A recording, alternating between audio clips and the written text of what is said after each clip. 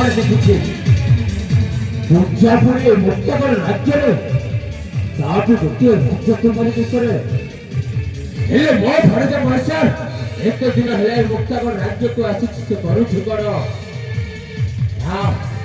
ମୋ ଭଣଜା ମହେଶ୍ୱର ସହିତ ସାକ୍ଷାତ କରିବି ଆଉ ପୂଜାର ସର୍ବସ୍ୱ ଗୋଟି ଗୋଟି କରି କହିବି ସେ ଏତେ ଦିନ ହେଲେ ମୁକ୍ତକର ରାଜ୍ୟକୁ ଆସିছে ସେ ପୂଜାର କୌଣସି ସନ୍ଧାନ ପାଉନି କାହିଁକି ତାହେଲେ ଯାଏ ମୋ ଭଣଜା ମହେଶ୍ୱର ପାଖକୁ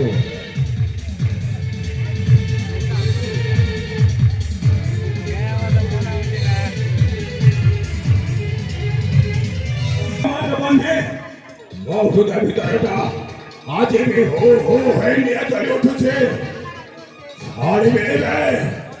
ছাড়বে হল্লা পালি মারিবে মহেশ্বর সহিত লাগিছে মানে মৃত্যুকে আলিঙ্গন করেছে ছাড়বে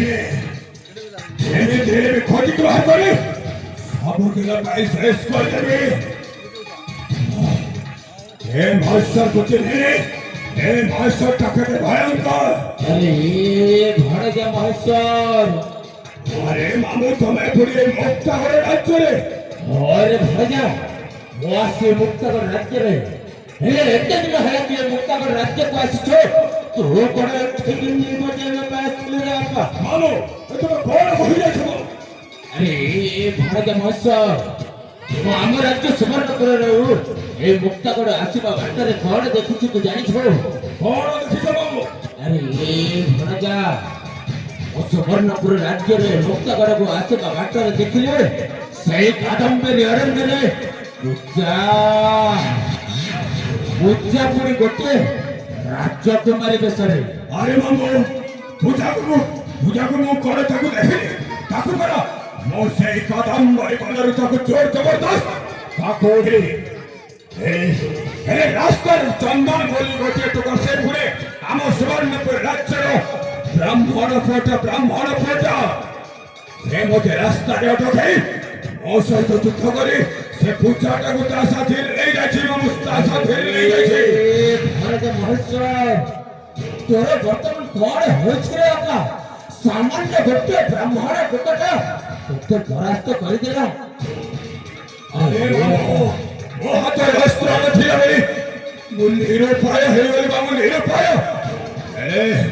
ହେଲେ ତାକୁ ଛାଡ଼ିବିନି ବାବୁ ଯେମିତି ହେଲେ ଖୋଜିକି ବାହାର କରି ସବୁଦିନ ପାଇଁ ଶେଷ କରିଦେବି ସବୁଦିନ ପାଇଁ ଶେଷ କରିଦେବି ବାପା ତୁ ଜାଣିଛୁ ସେ ବ୍ରାହ୍ମଣ ଟୋକାଟା କିଏ ତୁ ଜାଣିଛୁ ଆରେ ମାମୁ ନ ଜାଣିଲେ ବି ତାକୁ ଯେମିତି ହେଲେ ବି ଖୋଜିକି ବାହାର କରିବି ଆରେ ବାପା ସେ ବ୍ରାହ୍ମଣ ଟୋକାଟା ଆଉ କେହି ନୁହେଁ ବାପା ତୁ ଯୋଉ ନାରାୟଣ ଦାସକୁ ଦିନେ ତା ଘରକୁ ଯାଇ ନିର୍ମମ ଭାବରେ ହତ୍ୟା କରିଥିଲେ ସେଇ ପଣ୍ଡିତ ନାରାୟଣ ଦାସ ଆଉ ବୁଦ୍ଧବା ମାଲତୀର ପୁଅ ଚନ୍ଦନ କହୁଛ ବାବୁ ଆମ ସୁବର୍ଣ୍ଣପୁର ରାଜ୍ୟର ବିଧବା ମାଲତୀର ପୁଅ ଯାହା ନାରାୟଣ ଦାସକୁ ଯାହାକୁ ଆମେ ନିର୍ମମ ଭାବରେ ହତ୍ୟା କରିଥିଲୁ ସେଇ ନାରାୟଣ ଦାସର ପୁଅ ଆରେ ବାପା ସାଲା ମୋତେ ଅପମାନ ଦେଇଛି ଛାଡ଼ିବିନି ବାବୁ ଏଇଥରେ ମୁଁ ସେଇ ବିଧବା ମାଲତୀ ପାଖକୁ ଯିବି ତାକୁ ଚେତାବନୀ ଦେଇ ଆସିବି ବାପା ମୁଁ ଏଠି ଗୋଟିଏ କଥା ବୁଝିପାରିଲିନି ସେ ଚନ୍ଦନ ଟୋକାଟା ମୋ ଝିଅ ପୂଜାକୁ ଅର୍ଚ୍ଚନା ବୋଲି କାହିଁକି ସମ୍ବୋଧିତ କରୁଥିଲା ଏ ଅର୍ଚ୍ଚନା କିଏ ଆରେ ମାମୁ ଭୁଲିଗଲ କି ସେ ଦିନର କଥା ସେ ପୂଜାକୁ ମାରିଲା ସମୟରେ ସେ ଆମକୁ ଧକ୍କା ଦେଇ ସେ ଆମଠାରୁ ସେ ଚାଲିଗଲା ସେ ଯାଉ ସେ ମୁକ୍ତାଗର ରାଜ୍ୟକୁ ପହଞ୍ଚିଗଲା ହେଲେ ସେ ରାଜାଟା ତାକୁ ପାଇ ତାକୁ ପାଲିତା କନ୍ୟା କରି ରଖିଛି ଆଉ ପୂଜା ନାକୁ ହଟେଇ ଦେଇ ତାକୁ ଅର୍ଚ୍ଚନା ବୋଲି ନାମରେ ତାକୁ ନାମିତ କରି ରାଜକୁମାରୀ କରି ତାକୁ ରଖିଛୁ ମାମୁ ରାଜକୁମାରୀ ଅର୍ଚ୍ଚନା ଆରେ ଭଣଜା ମହେଶ୍ୱର ତାମାନେ ମୁକ୍ତାଗର ରାଜ୍ୟର ରାଜା ମୋ ଝିଅ ପୂଜାକୁ ତା ନିଜ ଝିଅ ଅର୍ଚ୍ଚନାର ନାମ ଦେଇ ବାଳିକା କରିକି ହିସାବରେ ରଖିଛେ ହେଲେ ଏତେ ଦିନ ହେଲା ଆମେ ପୂଜାକୁ ଖୋଜି ଆସିଛୁ ସେଇ ସାରା ଦ୍ୱିତୀୟ ଶ୍ରେଣୀ ରାଜାଟା ମୋ ଝିଅ ପୂଜାକୁ ତା ଘରେ ରଖିନେଇଛି। ଏ ବାପାରେ, ଆଉ ଗୋଟିଏ କଥା ଜାଣିଛୁ, ସେ ବ୍ରାହ୍ମଣ ଟୋକାଟା ପୂଜାକୁ ଭଲ ପାଉଛି ରେ ବାପା। ଆମ ଶତ୍ରୁର ଝିଅ ଯେତେବେଳେ ପୁଅ ଝିଅ ଯେତେବେଳେ ମିଳିତ ହେଇଛନ୍ତି, କଣ କହୁଛ ମାମୁ? ଆମର ଚନ୍ଦନଟା ପୂଜାକୁ ଭଲ ପାଉଛି? ନାଇଁ ମାମୁ, ନାଇଁ ନାଇଁ ନାଇଁ। ଏ ବାପା, ଏ କଥା ମୁଁ ନିଜ ଆଖିରେ ଦେଖିକି ଆସିଛି। ହେଲେ ବାପାରେ, କିଛି ନା କିଛି ଗୋଟେ କରିବାକୁ ହବ। ସେ ଦୁର୍ଜନକୁ ଆମେ ଯେମିତି ହେଲେ ଅଲଗା କରିବାକୁ ହବ ରେ ବାପା। ହଁ ମାମୁ, ନାଇଁ ମାମୁ, ନାଇଁ ନାଇଁ ନାଇଁ ନାଇଁ। ପୂଜାଟା ବନ୍ଦ। ଖାଲି ପୂଜାକୁ ମୁଁ ବହୁତ ଭଲ ପାଏ। ପୂଜାକୁ ମୁଁ ବହୁତ ଭଲ ପାଏ ମାମୁ। ପୂଜାଟା ବନ୍ଦ। ଖାଲି ସେ କାହାରି ହେଇପାରିବନି, କାହାରି ହେଇପାରିବନି ମାମୁ। ପୂଜାକୁ ଯେମିତି ହେଲେ ବି ହାସଲ କରିବାକୁ ପଡିବ, ନହେଲେ ଆମ ହାତରୁ ସେ ଚାଲିଯିବ ମାମୁ। କିଛି ଗୋଟିଏ ଚକ୍ରାନ୍ତ କରିବାକୁ ପଡିବ ମାମୁ, କିଛି ଗୋଟିଏ ଚକ୍ରାନ୍ତ କରିବାକୁ ପଡିବ। ଆରେ ମାମୁ, ତମେ ଏଇ କ୍ଷଣେ ସେଇ ମୁକ୍ତାଗର ରାଜ୍ୟକୁ ଯିବାକୁ ହବ।